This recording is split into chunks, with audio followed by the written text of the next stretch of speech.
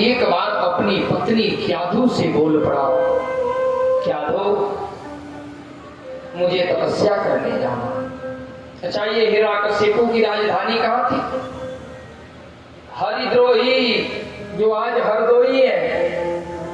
हरि बोले तो विष्णु, द्रोही बोले तो दुश्मन। विष्णु का दुश्मन जहां पर निवास करता था उस जगह का नाम था हरिद्रोही।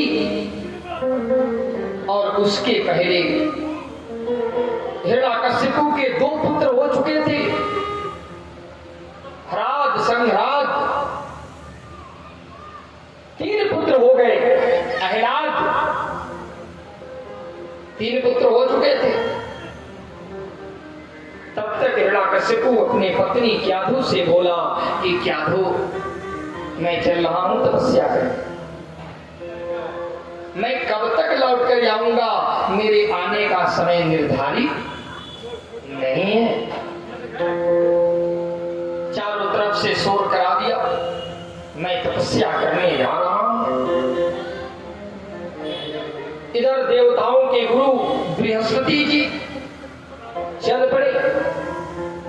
चलते चलते बहुत दूर चला जाता है हिरण्यकशिपु, अपने जगह से, अपनी राजधानी को छोड़कर जंगल में जाता। जंगल को पार करता, एक गुफा में प्रवेश करता, फिर उस गुफा से अंदर अंदर बहुत दूर चला जाता। फिर एक जंगल मिलता है, बाहर निकलता है तो एक वट वृक्ष मिला। और वहीं पर नीचे जैसे ही उसने आसनी बिछाया, कमंडलू रखा, वैसे ही मेरे प्यारे। अच्छा, एक बात बताइए, आपका कोई शत्रु हो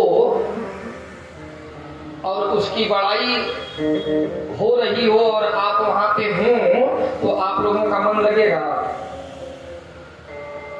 किसी का मन नहीं लगेगा। शत्रु की जहां पे प्रशंसा हो रही हो, वहां पे किसी भी व्यक्ति का मन नहीं लगेगा। जैसे ही आसनी रखा, कमंडलू रखा, जैसे ही बैठने का प्रयत्न किया, देव गुरु बृहस्पति सूर्य के रूप में उस पेड़ पे, उस वृक्ष पे, वट वृक्ष पे बैठ गए। और बैठने के बाद बोलना प्रारंभ कर दिए,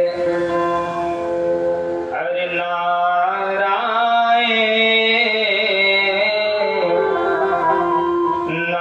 नारायण श्रीमन नारायण नारायण नारायण श्रीमन नारायण नारायण नारायण श्रीमन नारायण श्रीमन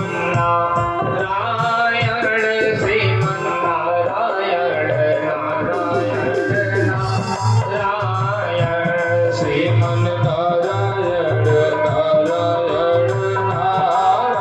नारायण विष्णु नारायण लक्ष्मी नारायण विष्णु नारायण लक्ष्मी नारायण गरुड़ नारायण नारायण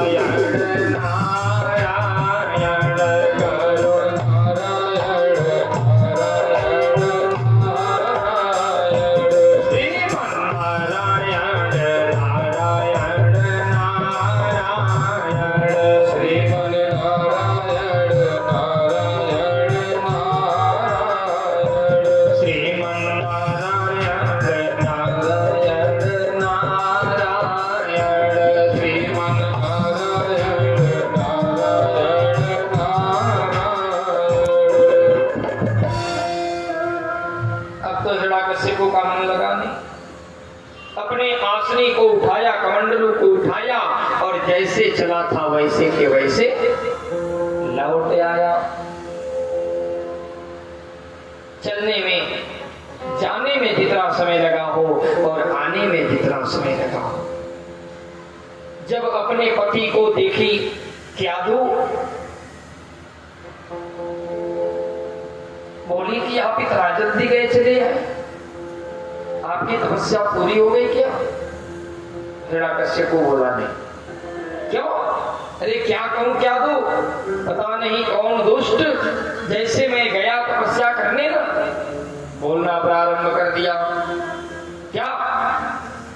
अरे श्रीमन नारायण नारायण नारायण, श्रीमन नारायण नारायण नारायण, श्रीमन नारायण श्रीमन नारायण श्रीमन नारायण नारायण नारायण, श्रीमन नारायण नारायण नारायण। हिरण्यकशिपु की पत्नी क्याधु बहुत प्रसन्न होती। क्यों? वह धर्म पत्नी थी। धर्म पत्नी कौन है? जो अपने पति को धर्म के मार्ग पर चलाने के लिए प्रयत्न करे, धर्म के मार्ग पर चलने के लिए प्रयत्न करे, जो अपने पति को धर्म के मार्ग पर प्रशस्त करे, वही धर्म पत्नी है। लेकिन आजकल तो सब कॉमन हो गई है, मेरी मिसेज हो गई है, मेरी वाइफ हो गई है। सब लोग तो ऐसे व्यवस्था में जी रहे हैं कि सभी लोग ऐसे कहते हैं कि मेरी वाइफ है, मेरी मिसेज है, मेरी पत्नी है। धर्म पत्नी तो कोई नहीं कहता है। सब लोगों की दशा विचित्र हो गई है और पति लोगों की भी दशा बहुत विचित्र है। पहले प्राणनाथ थे, जब विवाह होता है, शादी होती है, तो क्या होता है? स्त्री माने पत्नी चंद्रमुखी होती है और पति प्राणनाथ रहते हैं। 2-4 साल बीतने के बाद 1-2 बच्चे पैदा हो गए ना, तो पत्नी जो चंद्रमुखी है वो सूर्यमुखी हो जाती है और पति जो प्राणनाथ रहते हैं वो नाथ हो जाते हैं। और जब 1-2-4 बच्चे और हो जाते हैं या खाने पीने या पढ़ने की स्थिति आ जाती है बच्चे की, और पति थोड़ा सा आनाकानी करने लगते हैं, तो पत्नी जो चंद्रमुखी रहती है, सूर्यमुखी हुई रहती है, वो ये कई बार फाट कर ज्वालामुखी बन जाती है। और जो पति रहते हैं प्राणनाथ और नाथ बने रहते हैं, तो ये कई बार में अनाथ हो जाते हैं। क्यों? लेकिन वास्तव में क्याधु हिरण्यकशिपु की पत्नी धर्म पत्नी थी। बोली कि आज एक ऐसा सुनहरा अवसर है, मेरे प्राणनाथ के मुख से भगवान का नाम निकल रहा। दौड़े दौड़े गई, कहीं स्वामी रुक जाइए ना, पहले जलपान लेती यहाँ। नौकरानी का कार्य, राजरानी का कार्य, पटरानी का कार्य स्वतः करना प्रारंभ कर देती क्याधु। कभी पानी लेकर आती तो बोलती, हाँ तो क्या हुआ? देख क्या कहूँ क्याधु, मैं जैसे तपस्या करने के लिए पहुंचा ना, वैसे पता नहीं कौन दुष्ट बोलने लगा। क्या बोला? श्रीमन्नारायण श्रीमन्नारायण श्रीमन्नारायण नारायण नारायण, श्रीमन्नारायण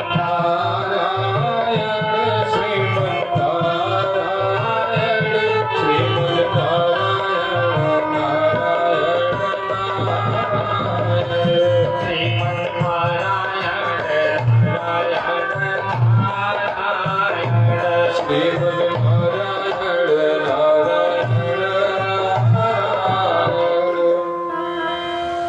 कभी पानी लेकर आती तो पूछती, कभी जलपान के लिए कुछ मीठा लेकर आती तो पूछती, कभी पैर दबाने जाती तो पूछती, कभी भोजन कराने जाती तो पूछती, कभी बिस्तर लगाती तो पूछती, कभी पैर दबाती तो पूछती, कभी सुलाने जाती तो पूछती। ऐसे करके बार बार पूछने का प्रयत्न करती।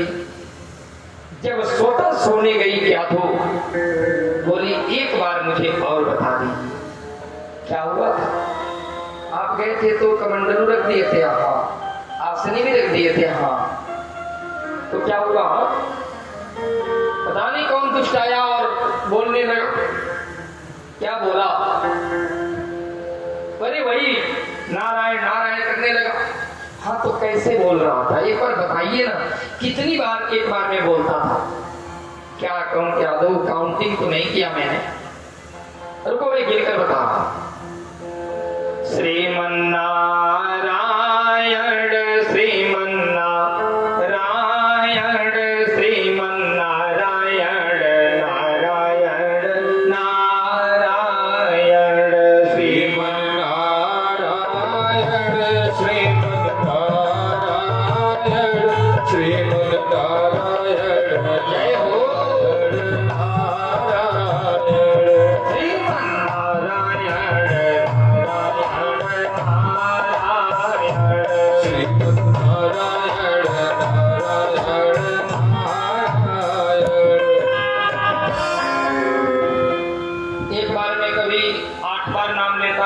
कभी 5 बार नाम लेता था। और ऐसे करते करते क्याधु ने क्या किया कि अपने पति से पूरे के पूरे 108 बार नाम रखवा दिया। विचार करिएगा, उसी दिन के संसर्ग से संबंध से क्याधु गर्भवती रह गई।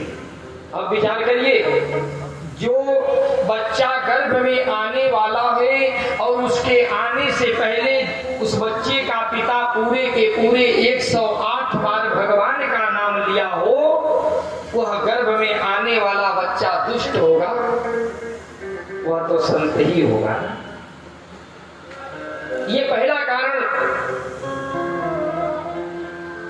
दुष्ट का लड़का संत कैसे हो? कुछ दिनों के बाद हिरण्यकशिपु अपने गुरु शुक्राचार्य से बोला कि मेरी तपस्या तो भंग हो गई, अब मैं क्या करूं? शुक्राचार्य एक बहुत सुंदर श्लोक बोलते हैं, आयुर्वित्तम गृहक्षेत्रम मंत्रमैथुन भेखजम तपोदानापमानं च नौ गोप्यानि यत्नतः।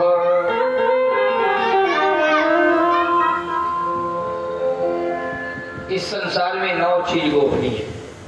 क्या है 9 चीज? 9 चीज किसी को नहीं बताना चाहिए। क्या? सर्वप्रथम में आयु, उम्र किसी का जाने तो नहीं होता। कोई डॉक्टर कितना और भी सीरियस केस में कोई मरीज जाता है तो कहता है क्या कि मर जाएगा। डॉक्टर ये नहीं कहता, डॉक्टर ये कहता है ले जाइए, सेवा करिए, आपके भाग्य की बात है, अभी चल रहा है, काम चल रहा है, चलिए। लेकिन तुरंत उम्र नहीं बता।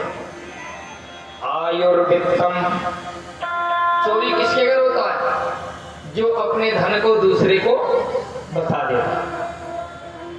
आयुर्वित्तम, धन भी गोपनीयता का चीज है। पूरा मुबारकबाद या पूरा आजमगढ़ आप ही का है, ये बताने वाली चीज नहीं। आयुर्वित्तम गृहक्षेत्रम, अपने घर की बात दूसरे से नहीं बतानी चाहिए। जब अपने घर की बात आप दूसरे से बतावे ना, तो कोई जरूरी नहीं कि आज आपसे जम रहा है तो कल भी जमे, और जब कल खटक जाएगा तो जो व्यक्ति जान गया है वह मजा देना प्रारंभ करेगा।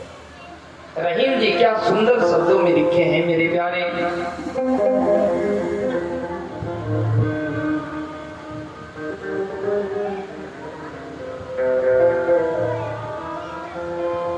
अरे रही मन निज मन की व्यथा, मन ही रखो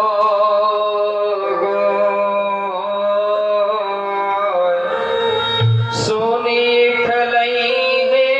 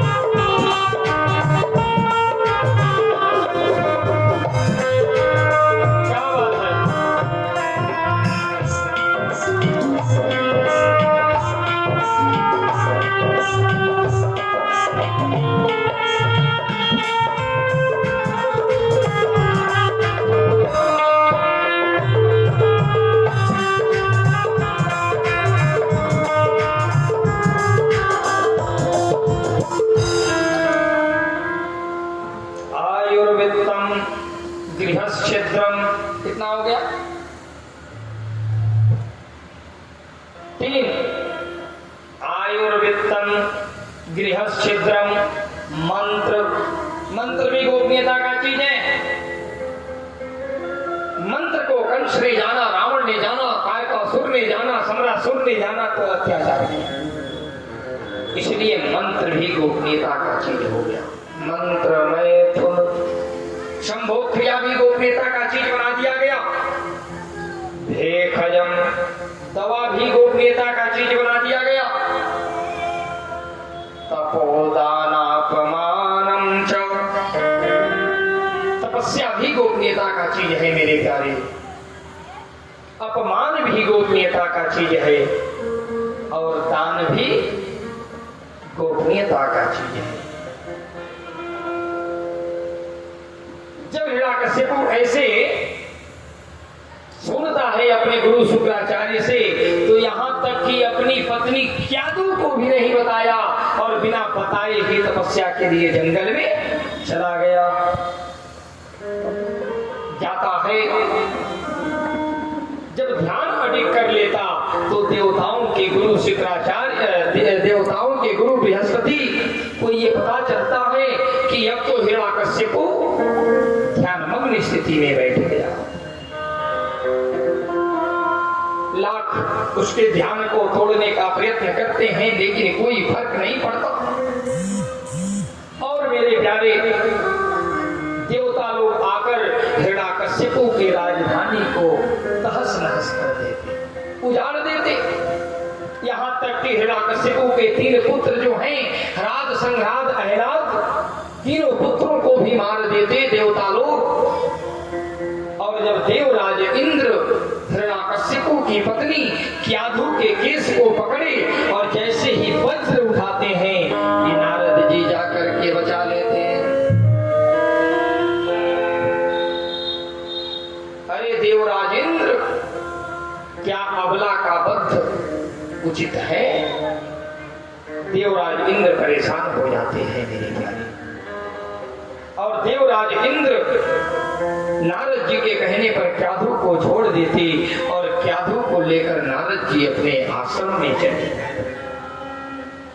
विचार करेंगे, जो बच्चा गर्भ में है और उसकी माँ नारद जी जैसे संत के आश्रम में है, नारद जैसे संत के निगरानी में है, क्या वह बच्चे के ऊपर उसका प्रभाव नहीं पड़ेगा? वीर अभिमन्यु गर्भ में सीख सकते हैं तो क्या प्रहलाद जी गर्भ में नहीं सीख सकते?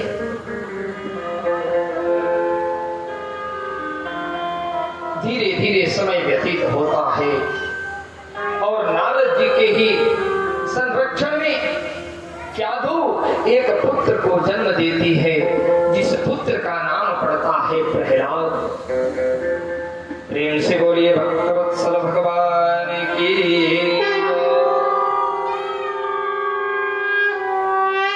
मेरे प्यारे, प्रहलाद का जन्म होता है। प्रहलाद जी इतने ऊंचे संत कैसे हो जाते हैं? भगवान पे पूर्ण भरोसा कैसे होता है?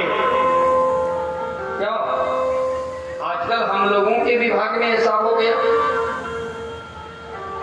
महाराज जी कथा भागवत कहलवानी है, ठीक है, हो जाए। आपका कोई वीडियो है, थोड़ा दिखा दीजिए। क्या ये वीडियो देख लेंगे तो पूर्ण भरोसा हो जाएगा कि आपकी कथा कैसे होती है। इसके वजह से मेरे प्यारे मुझे YouTube चैनल बनाना पड़ा। YouTube चैनल पे मेरा कार्यक्रम है। अब तो प्रहलाद जी को पूर्ण भरोसा कैसे हो गया? मेरे कहने का अभिप्राय क्या है? मानस जी में लिखा गया,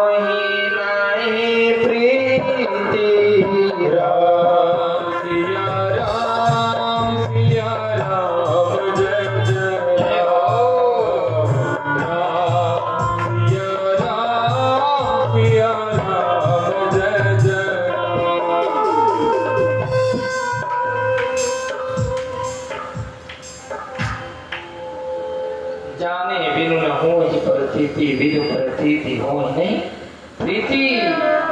जब तक आप हमें नहीं जाने, मैं आपको न जानूं, तब तक प्रेम होगा नहीं, होने वाला है मेरे। इधर क्या हुआ?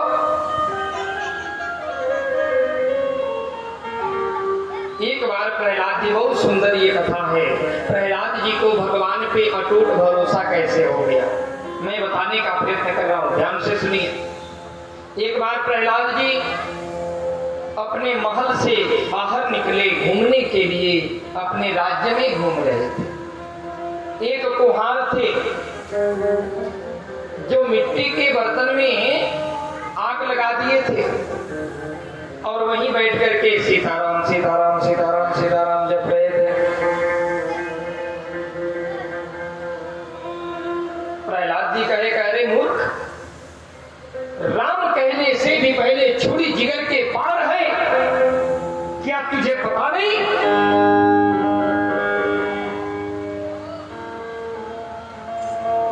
भगवान के नाम पर रोक है। मेरे प्यारे, कुम्हार बोला कि क्या करूं बाबू, अगर मिट्टी के बर्तन में पानी डाल देता हूं तो मिट्टी के बर्तन गल जाएंगे, मैं 2 रुपए कमाकर कहां से लाऊंगा, मेरे बच्चे मेरी पत्नी कैसे खाएंगी सब, और अगर पानी नहीं डालता हूं तो इसमें एक बिल्ली बच्चा दे दी है, बिल्ली के बच्चे जल जाए। प्रहलाद जी बोले इसका मतलब ये है बाबू ना कि मैं भगवान का नाम ले रहा हूं तो बिल्ली के बच्चे बच जाए। प्रहलाद जी बोले क्या भगवान के नाम लेने से इस जलते हुए अंगार में बिल्ली के बच्चे बच जाएंगे? प्रहलाद जी के शब्दों को सुनकर कुंभकार बोला हाँ बाबू बच जाएंगे। प्रहलाद जी बोले कितना देर नाम लोगे? यही 2-4 घंटा। बोले पक्का? तो हाँ। प्रहलाद जी बोले कल तक नाम लेना, 12 घंटा नाम लेना, और 12 घंटे बाद जब मैं आऊंगा तो इस मिट्टी के बर्तन को हटाना। 12 घंटे बाद जब प्रहलाद जी जाते हैं तो प्रहलाद जी क्या देखे कि जैसे भगतन ऊपर प्रभु जी के अरे नजरिया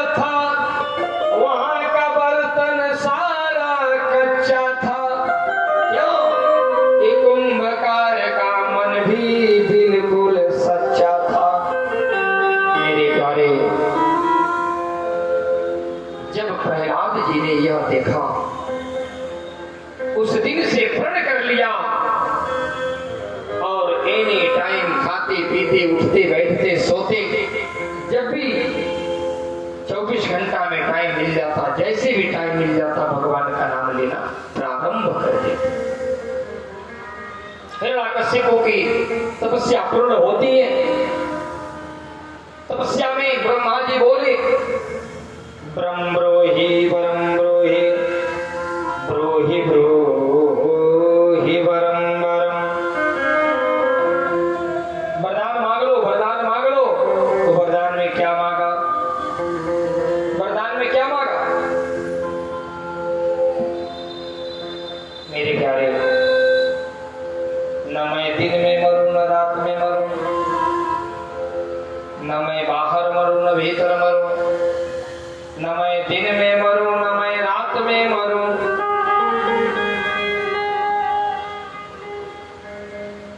और मैं 12 महीने में किसी महीने में जन्म लेने वाले के हाथ से भी न मरूं।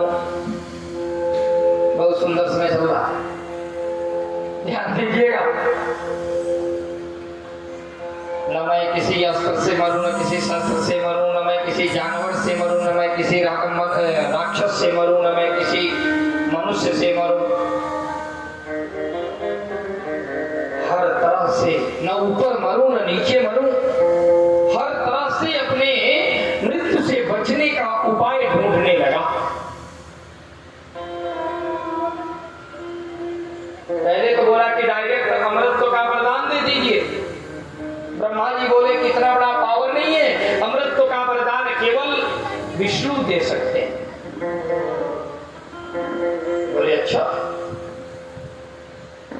ठीक है, अगर अमृत का वरदान नहीं देंगे तो बहाने से अमृत का वरदान मांग लिया। अब क्या पूछना है? ये समझ गया कि मैं जैसे किसी भी तरह से मरने वाला नहीं, वहीं इसका अत्याचार प्रारंभ हो गया। मेरे प्यारे, यहाँ पर लिखा जाता है कि ब्राह्मण मंडल की वाणी पर हर समय मुक्ति बाणों की बलिदानों का वह दाता था, कुछ रही न कीमत प्राणों की।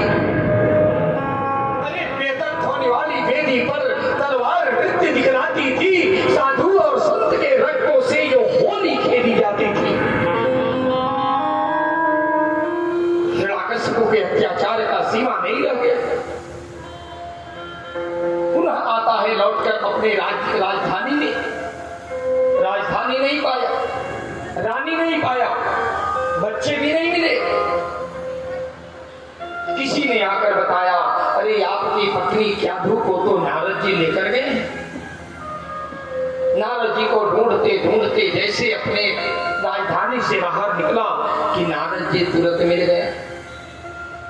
बोले, अरे राजन चिंता मत करो, तुम्हारी पत्नी मेरे पास है, उसको एक बच्चा भी हुआ है, वो बच्चा भी है। क्या पूछा? हिरण्यकशिपु अपनी पत्नी क्याधु को लेकर आता है, अपने पुत्र प्रहलाद को लेकर आता है। लाने के बाद अपने राजधानी में क्या कर दिया? अरे राम कहने से भी पहले छुरी जिगर के पार थी। कोई व्यक्ति राम का नाम लेना चाहता था तो रा तो कह देता था, पर मां नहीं कह पाता। मां कहने से पहले ही वह मार दिया जाता था। लेकिन जो किसी से नहीं हारता है वो अपनों से ही हार जाता। सबको मना कर दिया था, लेकिन प्रहलाद जी भला कहां मानने वाले थे। जिसको अटूट भरोसा हो गया परमात्मा पर, भला वो कैसे मान सकता?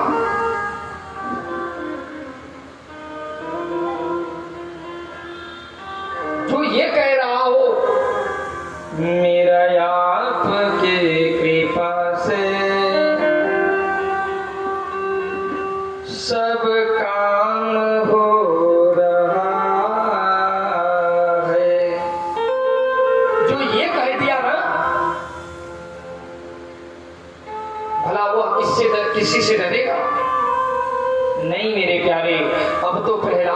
का भक्ति दीन दूना रात चौगुना बढ़ता जा रहा है। भक्ति चरमोत्कर्ष पे यहां तक कि एक बार ऊब गया, परेशान हो गया और बोला दो जल्लादों को बुलाकर, अरे प्रहलाद को ले जाओ, जंगल में मार करके इसके कलेजे को लेकर आओ। आज अल्लाह ही जल्लाद के रूप में, यानी परमात्मा ही बूढ़े जल्लाद के रूप में बनकर आ गए। और क्या बोले जवान जल्लादों से, अरे मूर्खो, राजा कान से सुनता है और कान से देखता है और आंख से सुनता है, राजा अंधा और बहरा दोनों होता है। बोले अच्छा ऐसी बात है? हाँ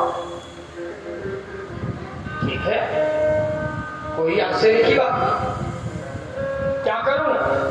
बूढ़ा जल्लाद, यानी कि वह परमात्मा बूढ़ा जल्लाद का जो वेश धारण करके आए थे, आज वह कहे किसी जंगली हिंसक जीव को लेकर जाओ। कल कहीं मंत्री कह दिया कि दोनों जल्लाद बहुत दुष्ट थे, आपके पुत्र को मार दिए, तो वह राजा कल के दिन में तुम लोगों को भी मरवा देगा। दोनों जल्लाद प्रहलाद जी को छोड़ दिए, जंगली जीव के कलेजे को लेकर आए, और जैसे ही वह जल्लाद कलेजे को देकर जाने लगे, कुछ दूर चले गए कि तब तक यहाँ प्रहलाद जी, अरे श्रीमन नारायण नारायण नारायण, श्रीमन नारायण नारायण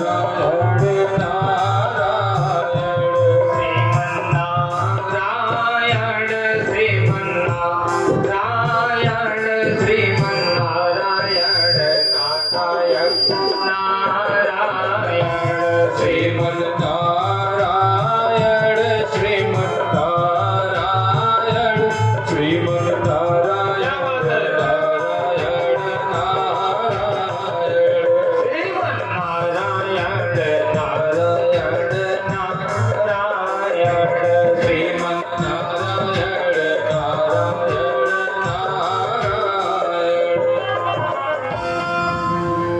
हिरण्यकश्यप को देखा कि ये तो दुष्ट मरा नहीं,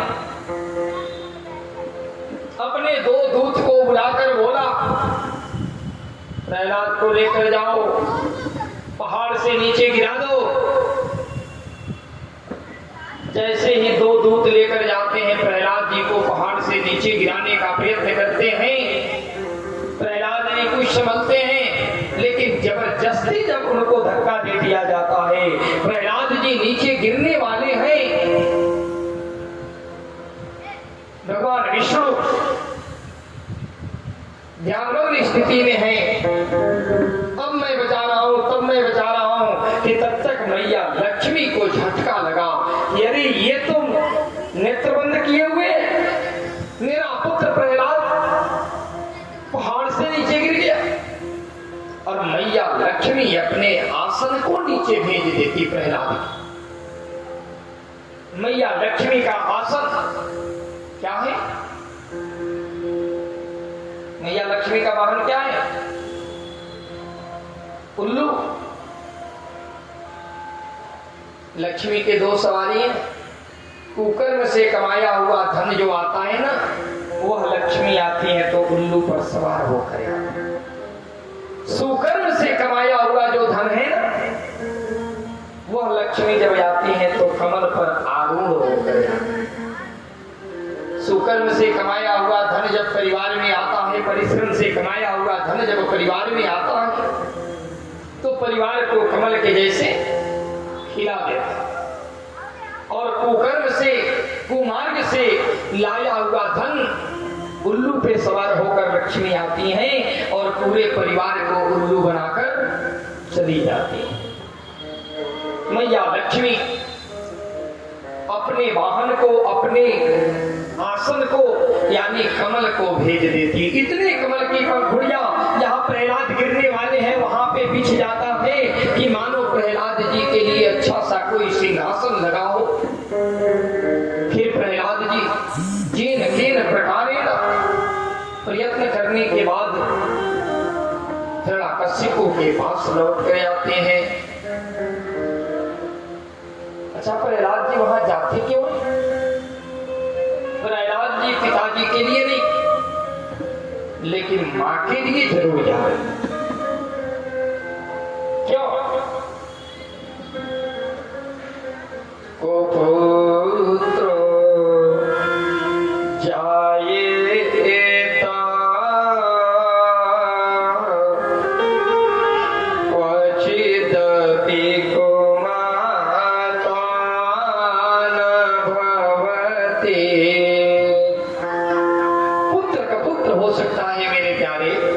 लेकिन मां कभी मां नहीं हो सकती है कि जग में माई बिना के हो।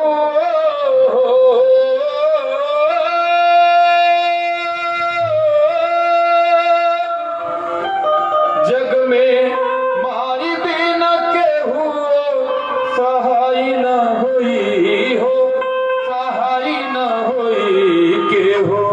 केतन दुलारी बकी माई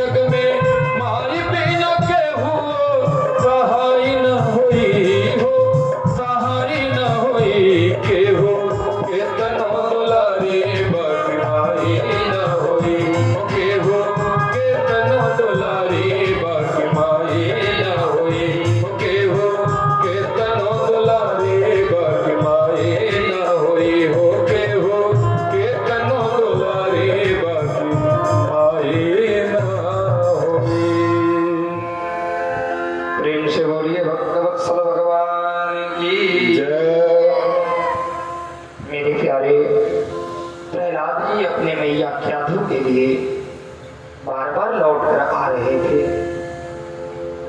हिरण्यकशिपु प्रहलाद के रहन सहन से इतना ऊब गया कि मतवाला हाथी ऊपर से मदिरा पिला करके प्रहलाद जी को उसके पास भिजवा दिया। लेकिन वह मतवाला पागल हाथी जब प्रहलाद जी के शरीर को स्पर्श करता है तो हाथी का पागलपन भी दूर हो जाता है। धीरे धीरे परेशान हो जाता है, अस्त व्यस्त व्यवस्था में जीने लगता है। प्रहलाद को हिरण्यकशिपु खौलते हुए तेल के कड़ाही में डलवा देता है। लेकिन उसके बाद भी प्रहलाद जी बोले, पिताजी ठंडा लग रहा है, बाहर तो निकाल दे। हिरण्यकशिपु परेशान हो जाता, अपनी बहन होलिका को बुलाता, बोला कि होलिका, प्रहलाद को अगर तू जला दोगी ना,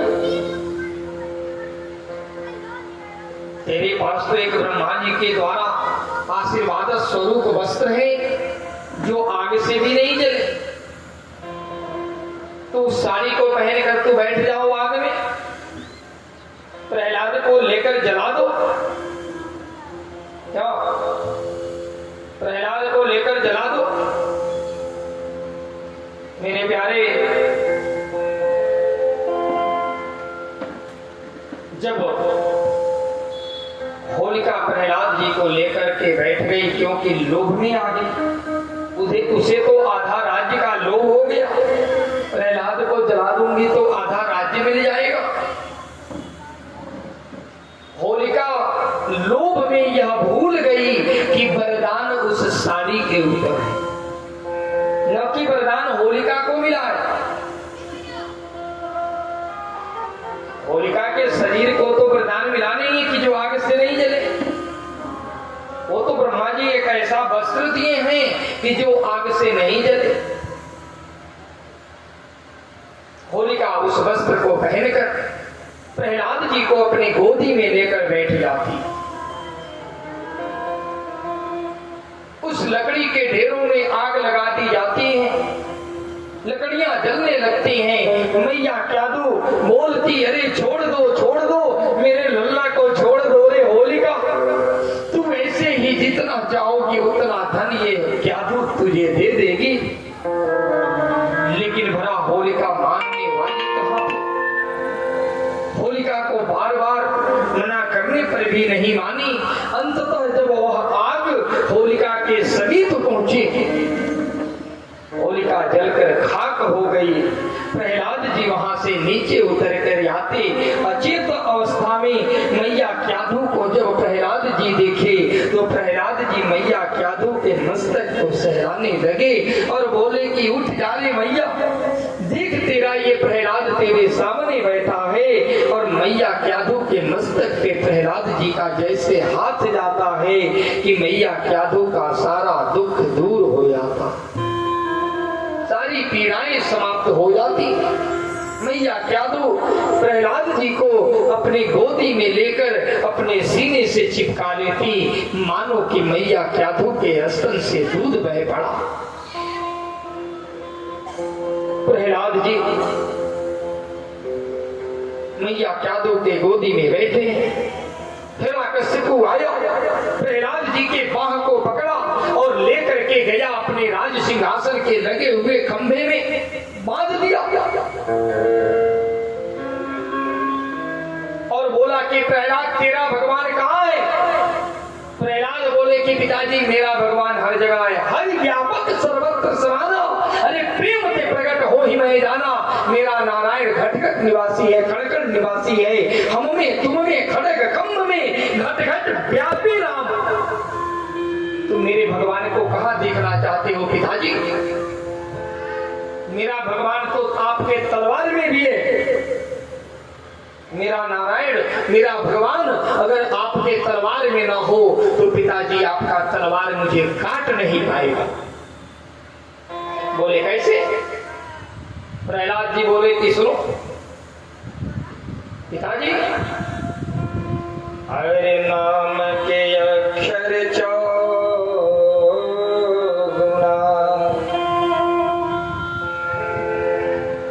खूब ध्यान से सुनिए। तामे पांच मिलाय,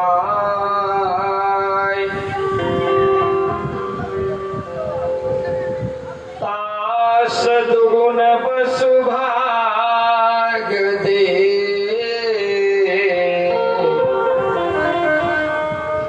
राम नाम बचे जा।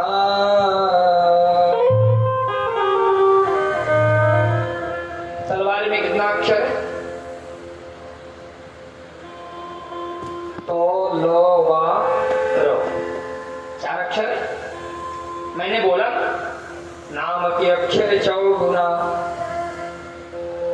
तो 4 चौको 16।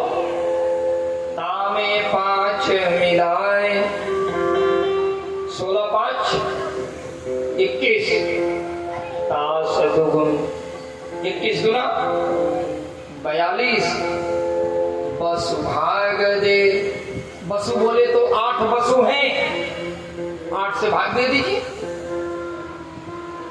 21 गुना 42 और 8 से भाग दे दीजिए तो भी 2 बच जाएगा।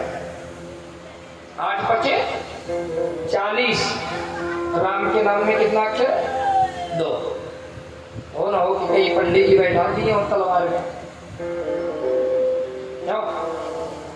माई को कितना अक्षर है? 3 अक्षर। नाम के अक्षर चौगुना 3 चौको 12। तामे 5 मिलाए, 12 5 17। तास दुगुन 17 दुना 34। फिर 8 से भाग दे दीजिए।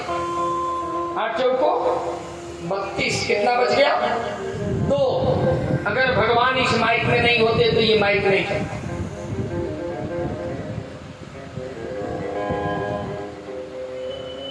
इसमें कितना अक्षर है? केला 2।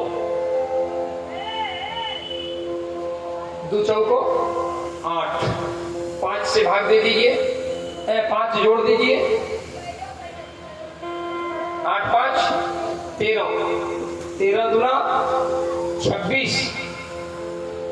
8 तरीके 24। कितना बच गया? 2। भगवान अगर केले में भी न रहे तो वह फल नहीं दे। अगर केला फल वाला ही है, उसको भी केला बोलते हैं, तो खाने लायक नहीं है। मेरे प्यारे प्रहलाद जी बोले हम में तुम में खड्ग खंभ में घट घट व्यापे राम। मेरा भगवान हर जगह है।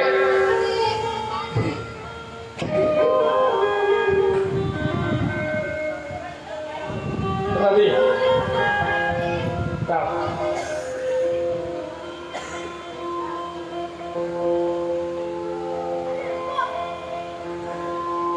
कि श्रद्धा रखो जगत के लोगों, अपने दीनानाथ में। क्या बात है? लाभ हानि जीवन और मृत्यु सब कुछ उसके हाथ में। मारने वाला है भगवान, बचाने वाला है भगवान। मारने वाला है भगवान, बचाने वाला है भगवान। पालन बागा होता उसका,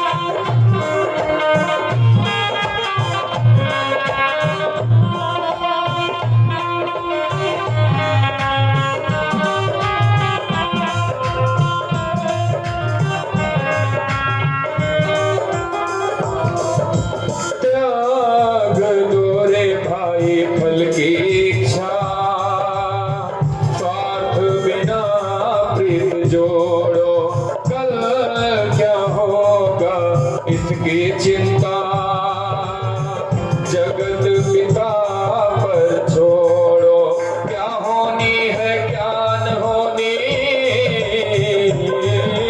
क्या होनी है क्या न होनी, सबका उसको ज्ञान, मारने वाला है भगवान, बचाने वाला है भगवान, मारने वाला है भगवान, देने वाला है भगवान, मारने वाला है भगवान, मारने वाला है भगवान, मारने वाला है भगवान, बचाने वाला है भगवान, पालन बाका होता उसका, पालन बाका होता जिसका, रक्षक दया निधान, मारने वाला है भगवान, बचाने वाला है भगवान, मारने वाला है भगवान, बचाने वाला है भगवान। जब प्रहलाद जी बोले कि हम में तुम में खड़ग खम्भ में घट घट व्यापे राम, तो विचार करेंगे। हिरण्यकश्यप को बोला कि क्या तेरा भगवान इस खंभे में है? प्रहलाद जी बोले हाँ मेरे प्यारे, यही अधिक मास का समय था। क्या हिरण्यकश्यप को ये मांग रखा था प्रहलाद जी से, ब्रह्मा जी से, कि मैं 12 महीने के अंदर किसी महीने में ना मरूं। भगवान जैसे ही प्रहलाद बोले हाँ मेरा भगवान इस कमरे में है, क्या मेरे प्यारे एक अद्भुत स्वरूप, वैसा दृश्य किसी ने देखा नहीं था, उसके पहले भी किसी ने नहीं देखा था। आधा नर का और आधा सिंह का स्वरूप लिए मेरे नारायण अपने भक्त के वशीभूत, जी भैया, अपने भक्त के वशीभूत होकर कैसे आते हैं? क्यों? अपने भक्त के वशीभूत होकर आते हैं। प्रेम से बोलिए नरसिंह भगवान की।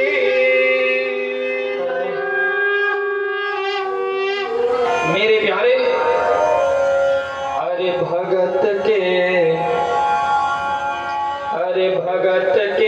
बस में है भगवान, भगत के वश में है भगवान, भगत के बस में है भगवान, भगत के वश में है भगवान, भक्त बिना ये कुछ भी नहीं है, भक्त बिना ये कुछ भी नहीं है, भक्त है इसके जान, भगत के बस में है भगवान, भगत के वश में है भगवान, भगत के वश में है भगवान, जहाँ विराजे राधा रानी, जहाँ विराजे राधा रानी, जहाँ विराजे राधा रानी, जहाँ विराजे राधा रानी, अलबेली सरकार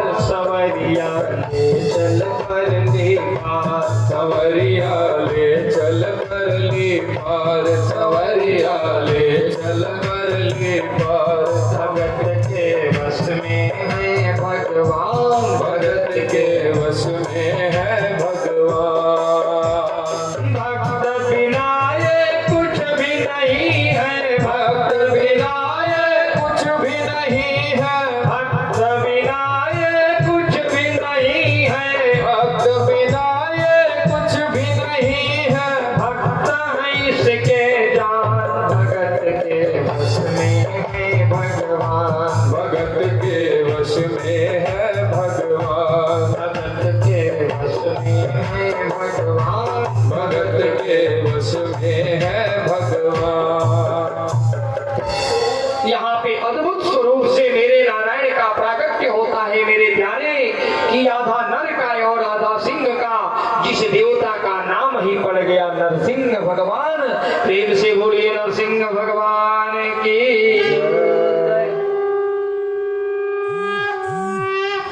नरसिंह भगवान का अवतार होता है।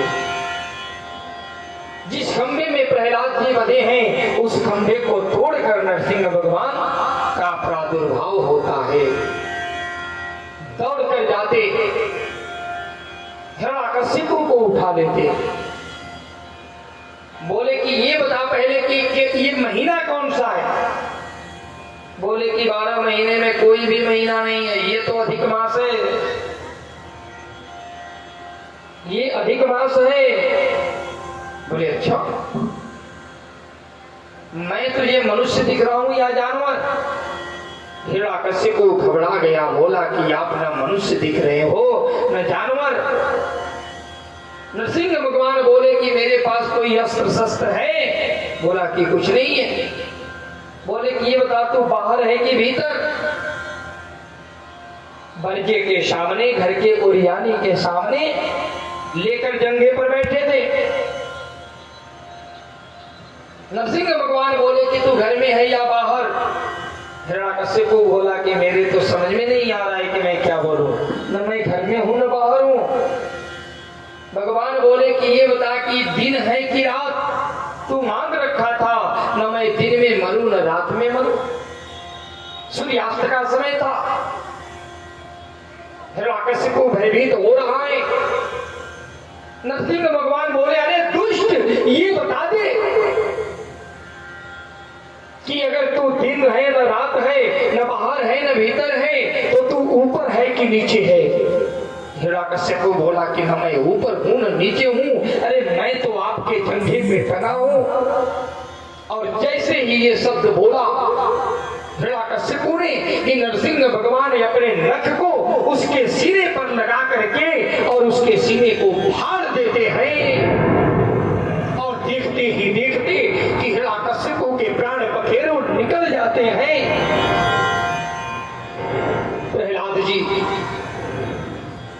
की आंखों के सामने यह दृश्य, जैसे ही हिरण्यकशिपु का शरीर फटता है, सीना फट जाता है, उसके खून से नरसिंह भगवान का हाथ जलने लगा, कांपने लगा।